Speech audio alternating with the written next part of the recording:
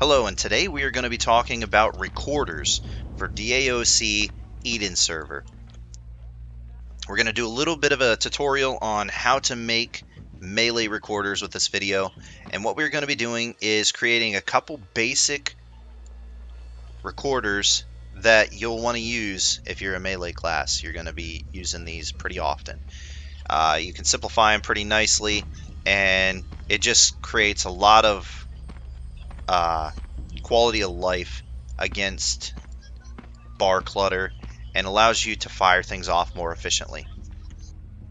So to get it started, what we're going to be doing is creating a reactionary with an anytime attached to it for a anytime spammable button. So what you'll start out doing is you will hit your / recorder start, and then you will fire off your follow-up, your reactionary, and then your anytimer. Now if you have a follow-up to your anytimer, you will just throw that in the mix. You can throw that, it's priority list, so if you want it to fire over top of your parry reactionary, which I don't recommend, you will just throw your follow-up, reactionary, and anytimer.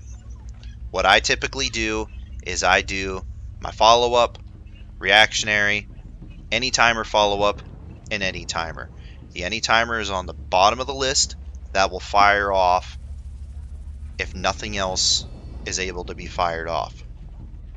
It's a priority list. It's pretty basic, pretty simple. And then what that will do is basically it's going to go down the list and try to fire off all those moves. If you haven't done the preload move, if you haven't done your parry, it won't try to fire off the follow-up. So it'll work like so. It doesn't have, I don't have a parry, I haven't done any of my reactionaries, so it's just going to fire off my anytimer. Now if I were to parry, it would fire off my parry move, and I can just use that same button, and if I had parried, it'll fire off the follow-up after that. It just goes right down the priority list, and it'll look like this.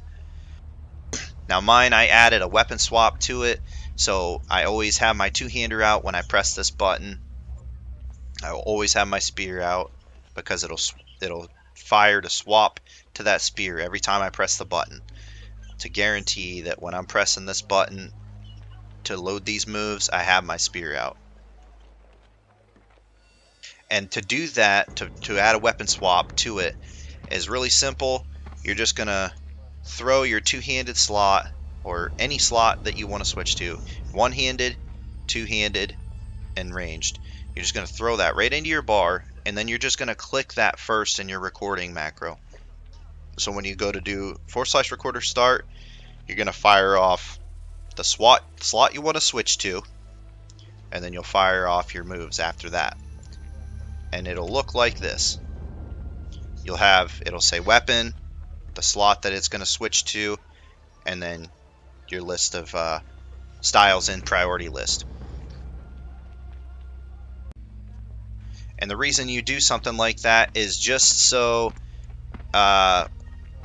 you can land things like, say, I have my two-handers abilities, and then I have my one-hander abilities. So basically, if I do, like, say, a parry reactionary, and I want to land my one-hander parry rather than my two-hander parry, I can just hit my one-hander button, and it'll switch and fire that off. And then, if I say I have my one-hander out, and I want to do my two-hander parry, so that's really nice in regards to that. Like, say you're wanting to, play the defensive a bit, and get a parry with your one-hander out, so you have the ability to block and defend a little bit more. You're block and parry, you land your parry, or evade or whatever, whatever you have it set up to, you can just fire off your two-handed reactionary to parry just by, having that in your recorder. So I have my one-hander out, I'm fighting, get the parry off, and I can just boom, hit my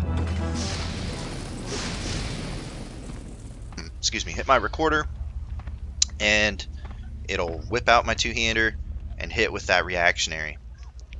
Another thing we're going to talk about is positionals. So how I set up my positionals is I will have a positional, and then I will follow up with an any timer, just in case you're not in position to land that positional style.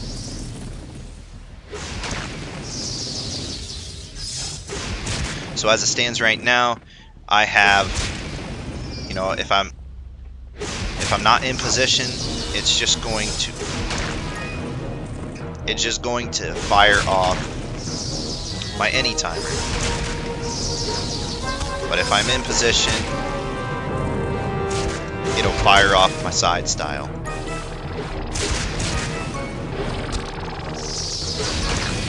And if you're not in position, it'll fire off your any timer. So if you're dancing and you're not quite in that window, it's still gonna land something.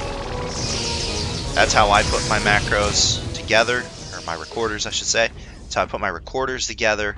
That way I'm hitting with something at all times. I'm hitting with a style. And how you would do that is you are going to put your side style follow up first.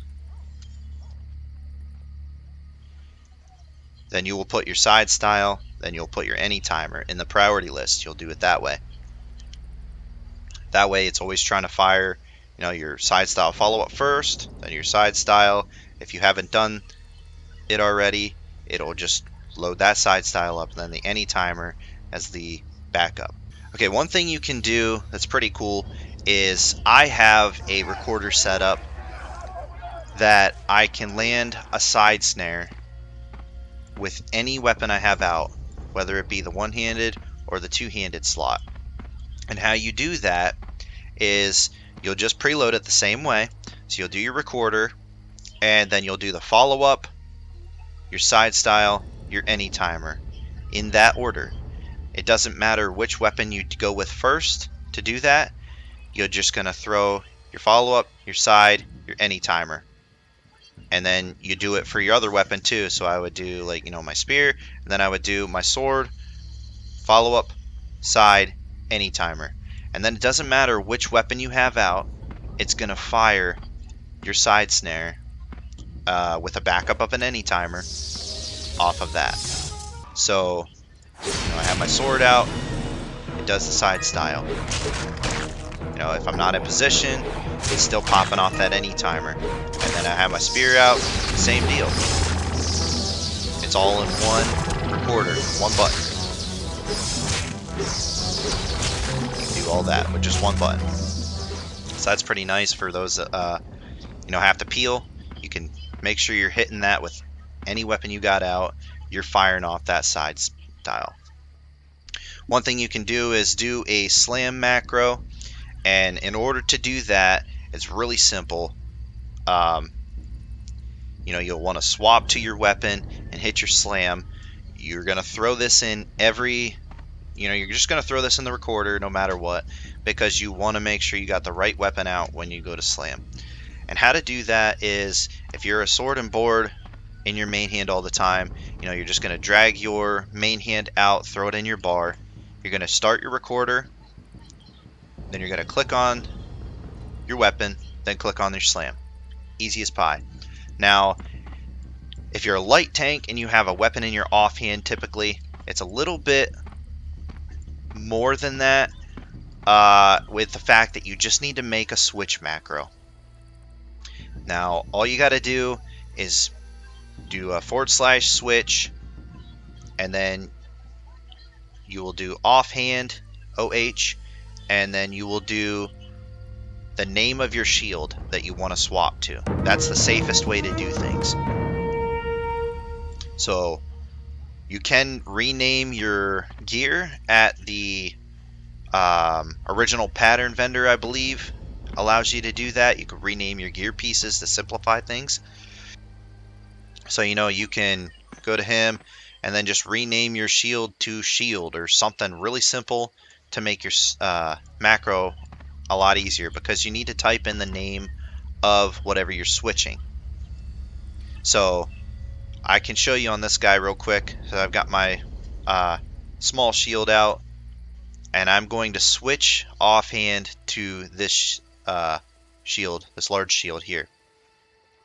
Now you can do it with a weapon as well, and you just gotta type the name of the weapon in that you want to switch to, or you can do a slot switch. The reason I don't do just a typical slot switch is because if you have your shield out already and you do hit that slot switch, you're going to switch to your other sword or whatever, and then you're not going to be able to get your slam off. So you want to make sure that you throw the name of the shield in there for your shield slam recorders. And how you will do that is you will do /switch space OH space the name of your shield, like so.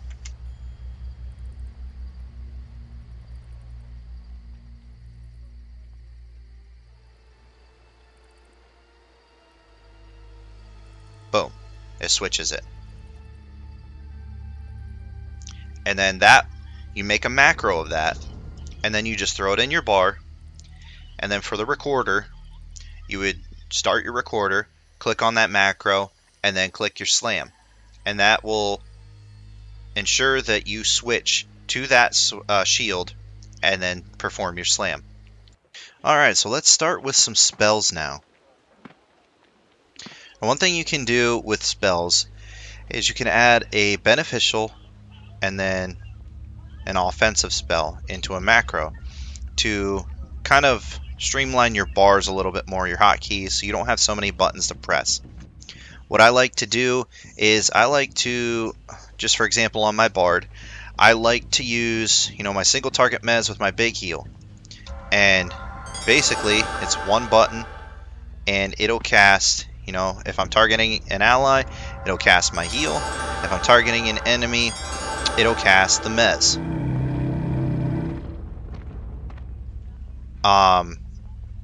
You can do that, with multiple spells. You typically want to use, you can do it with follow-ups. You can add a priority list to make spells follow up as you cast, but I don't do that. I like to manually press all my spells to queue them up. You can also send a face command with your spells. I also don't do that because I don't want to have face in my recorder macros. I like to control exactly when I face, just with a specific key. Now, in order to do that, you will throw on your bar a beneficial spell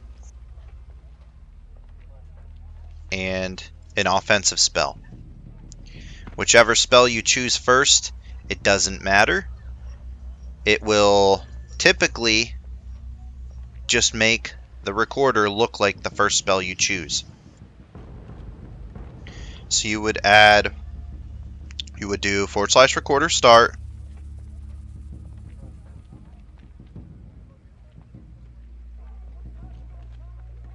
and then click your buttons to fire off the spells that you want to fire off. Then recorder, save, and name it. And then, that will be what your recording will be. It will end up, turning into something like this, which would be my mez and heal macro on one button.